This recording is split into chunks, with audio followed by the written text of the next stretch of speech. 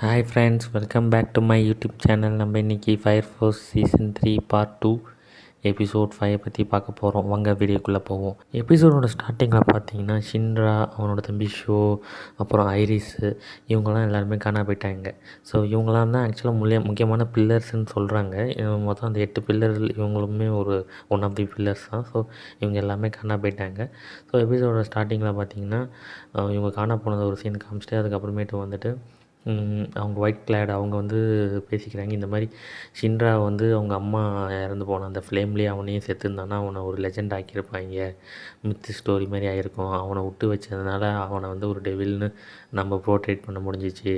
அவன் வந்து வெர்ஜின் பர்த்தில் வந்து ஒரு ஆக்சுவலாக பார்த்தீங்கன்னா ஒரு ஹீரோ, ஆனால் அவனை ஹீரோவாக நம்ம காமிக்க மக்கள் ஏற்றுப்பாங்கன்ற மாதிரி வந்துருமேன்றதுக்காண்டி வந்து இவங்க வந்து இந்த மாதிரி வந்து எல்லாருமே இந்த சதித்திட்டம் பண்ணியிருக்காங்க. ஸோ இப்போ வந்து ஷின்ராவை வந்து ஒரு கெட்டவன், இந்த கடைசி அந்த ராஃபல்ஸ் அம்மாவை கொன்னால போன எபிசோடில். ஸோ அதுபடி பார்த்திங்கன்னா மக்கள்லாம் இவன் வந்து ஒரு டெவில்ன்றது கன்ஃபார்ம் பண்ணி வச்சுருப்பாங்க. ஸோ அதுதான் அவங்களுக்கு ஒயிட் கேட் மெம்பர்ஸுக்கு தேவையானது. ஸோ இவங்க வந்துட்டு சுற்றி சுற்றி பார்க்குறாங்க. ஊருக்குள்ளெல்லாம் ஃபுல்லாக வந்து இன்ஃபர்னல்ஸ் எல்லாம் அதிகமாகிடுச்சு.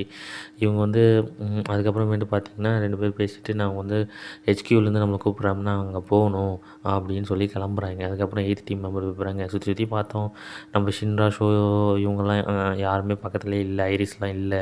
ஸோ ஐரிஸுமே எப்படி அப்படின்னா அவளும் ஒரு ஒன் ஆஃப் தி பில்லர் தான், அவளுக்குள்ளே பவர் வந்துருச்சு அப்படின்னு சொல்லும்போது ஷோ கூட இந்த கமாண்டர் வந்துட்டு இந்த மாதிரி நம்ம வந்து ஹோப்பை வந்து விட்டுறக்கூடாது.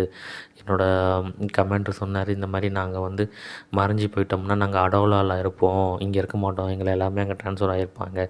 ஸோ அந்த மாதிரி டைமில் நீ வந்து நம்பிக்கை இழந்துடாத, நாங்கள் வருவோம், எங்களை காப்பாற்றுவோம் அப்படின்னு நீ நம்பு அப்படின்னு.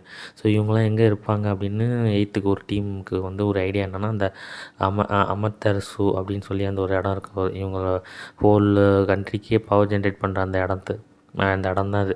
ஆக்சுவலாக அது ஸ்டாப் ஆகிருக்கும் ஏன்னா வந்து இருக்கிற எல்லா பில்லரும் வந்து அடோலாக போனதுனால ஃபஸ்ட்டு பில்லரை வச்சு தான் இந்த பவர் ஜென்ரேஷன் நடந்துகிட்ருக்கும் அந்த அமர்தர்சுல. ஸோ வந்து ஃபஸ்ட்டு பில்லர் எல்லா பில்லரும் அங்கே அடோலாக போனதுனால இங்கே பவர் ஜென்ரேஷன் ஸ்டாப் ஆகிருக்கும். ஸோ அதுக்கப்புறமேட்டு வந்து பார்த்திங்கன்னா வந்து அவன் ஃப்ரெண்டு ஒருத்தன் வந்து இவங்க கூட ட்ரைனிங் அகாடமியில் இருந்தவன் ஒருத்தன் வருவான், ஒக்ரன். அவன் வந்துட்டு என்ன பண்ணுவான், என் கூட வந்து ஜாயின் பண்ணிக்கணும்னு ஆத்தர் வந்து கேட்பான். அப்புறம் 2 பேருமே ட்ராவல் பண்ணி பேசிப்பாங்க. எங்கே போயிட்டுருக்காங்கன்னா அந்த பவர் ஜென்ரேஷன் இடத்துக்கு தான் போயிட்டுருக்காங்க. அப்புறம் வந்து போகிற வழியில் வந்துட்டு அவங்க ட்ரைனிங் அகாடமியில் நடந்ததை பற்றி பேசிகிட்டு இருப்பாங்க. ட்ரைனிங் அகாடமியில் ஷின்ரா வந்து சொல்லுவான், நான் வந்துட்டு ஹீரோ ஆகணும், ஃபயர் சோல்ஜராக வந்து ஹீரோ ஆகணும் இந்த உலகத்துக்கு அப்படின்னு சொல்லுவான். அவங்களோட சின்ன வயசில் சொல்லுவாங்களே ஐஏஎஸ் ஆகணும், ஐபிஎஸ் ஆகணும் அப்படின்ற மாதிரி அவங்க ட்ரைனிங் அகாடமியில் சொன்ன கதையெல்லாம் பற்றி பேசுவாங்க. ஸோ இவங்க 3 பேரும் ஃப்ரெண்ட்ஸான ஒரு சின்ன ஃப்ளாஷ்பேக்காக அந்த டைமில் வந்து சொல்லிகிட்ருப்பாங்க. ஸோ அதுக்கப்புறமேட்டு அவங்களே பேசுவாங்க, நீ உண்மையிலேயே உங்கள் அம்மா கொன்னியா, இல்லை டெவில்னு எல்லோரும் சொல்கிறாங்களே அது உண்மையா அப்படின்ட்டு. அப்படிலாம் இல்லை, அதெல்லாம் ஒரு ரூமர் அப்படின்னு சொல்லிட்டு, இருந்தாலும் நாங்கள் ஒரு ஃப்ரெண்ட்ஸோட நம்புகிறோன்ற மாதிரி சொல்லிவிட்டு அதை பற்றி பேசிவிட்டு இவங்க அந்த கேசிலுக்கு வந்துடுவாங்க. அந்த கேசில்னு ஒன்றும் இல்லை, அந்த பவர் ஜென்ரேஷன் இடத்துக்கு வந்துடுவாங்க. 8th டீம் வந்து பேசிகிட்டு இருப்பாங்க, இந்த மாதிரி யார் நீங்கள் அப்படின்னு அங்கே இருக்க செக்யூரிட்டி வார்டு கேடும்போது நாங்கள் இன்வெஸ்டிகேஷன் வந்திருக்கோன்னு சொல்லிட்டு பக்கத்தில் போய்ட்டு அவங்க 2 பேரும் அடிச்சிடுவாங்க. ஏன்னா 8th டீம் வாண்டட் லிஸ்ட்டில் இருக்கிறனால. ஸோ அதுக்கப்புறம் இந்த பவர் ஜென்ரேஷனுக்குள்ளே போகலாம். அதுக்கு முன்னாடி வந்துட்டு 8th டீம் கேப்டன் கேட்பாங்க, யார் யார் என்ன பண்ணுறீங்க அப்படின்னு சொல்லிட்டு.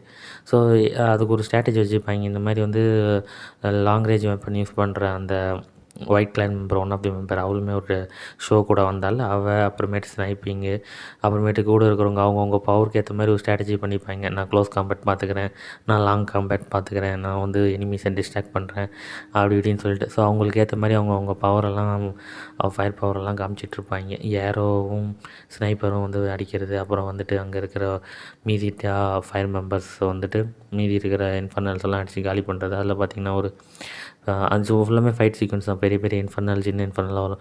அதில் வந்துட்டு ஒரு சீசன் 2ல் நல்லா ஃபைட் பண்ணுற ஒருத்தன் இருப்பான். அவன் வந்துட்டு இவங்க வந்து இவனை யார் சண்டை போடுறது க்ளோஸ் காம்பேட்லன்னு சொல்லிட்டு இந்த ஒக்ரன் வந்து சண்டை போடுவான். அவன் வந்து ஆக்சுவலாக இப்போதைக்கு அவன் தான் கொஞ்சம் பவர்ஃபுல்லாக இருக்கிறது இங்கே. So close காம்பேட்டில். ஸோ அவன் வந்துட்டு அவங்க கூட நல்லா சண்டை போட்டிருப்பான். அவன் ஈஸியாக வந்து காலி பண்ணிடுவான். ஏன்னா அவன் வந்து அந்த கிளான் மெம்பர்லேயே அவன் கொஞ்சம் ஸ்ட்ராங்கஸ்ட்டு மெம்பர், அந்த ஒயிட் கிளான் மெம்பர்லேயே. ஸோ அதனால் அவனை வந்து அவ்வளோ சீக்கிரம் ஒரே ஆளாக வந்து தனியாக சாவடிக்க முடியாது. ஸோ இவன் வந்து என்னென்னமோ ட்ரை பண்ணி பார்ப்பான் நம்ம நம்ம ஹீரோவோட ஃப்ரெண்டு. ஸோ இவங்க வந்து அவனோட உடம்பு ஃபுல்லாக ஃபயர் இங்க்லாம் போட்டிருப்பான். அதை வச்சு அவன் ஃபயர் பவர் வச்சு ட்ரை பண்ணி பார்ப்பான். அந்த பவர்லேயும் அவனால் சாவடிக்க முடியாது. ஸோ அதுக்கப்புறமேட்டு வந்துட்டு அவனுக்கு ஒரு ஃப்ளாஷ்பேக் ஞாபகம் வரும். சாவின் விளிம்பில் ஒரு ஃப்ளாஷ்பேக் ஞாபகம் வரும். ஸோ இந்த மாதிரி பேஸ்கெட் பால் விளாண்டது ஷின்ராவோட. ஸோ தனியால் நீ ஜெயிக்க முடியாது ஷின்ரா, உனக்கு ஒரு டீம் வேணும். என்ன தான் எல்லோரும் ஊர் மக்கள்லாம் ஒன்று ஒதுக்குனாலும் டெவில்ன்ட்டு நீ ஒரு டீமோடு இருந்தால் தான் ஜெயிக்க முடியுன்ற அந்த டீம் பிளேயரோட அந்த டீமோட முக்கியத்துவத்தை அப்போ அவனுக்கு ஞாபகம் வரும். ஸோ அதுக்கப்புறமேட்டு அவனால் ஏஞ்சி நிற்க முடியாது. இருந்தாலும் இருக்கிற லாஸ்ட்டு பவர் அவனோட ஸ்ட்ரென்த்தை வச்சு ஏஞ்சி நின்று சண்டை போட்டுட்டு இருப்பான். சண்டை போட்டுட்டு இருக்கும்போது பார்த்திங்கன்னா பின்னாடி இருந்து 8th டீம் மெம்பர் சுட்டுவான்டாமான்னு அவன் சொல்லுவான், தனியாக ஜெயிக்க முடியலன்னா டீமாக தான் ஜெயிக்கணும் அப்படின்னு சொல்லிட்டு அந்த எபிசோடை அதோட முடிக்கிறாங்க.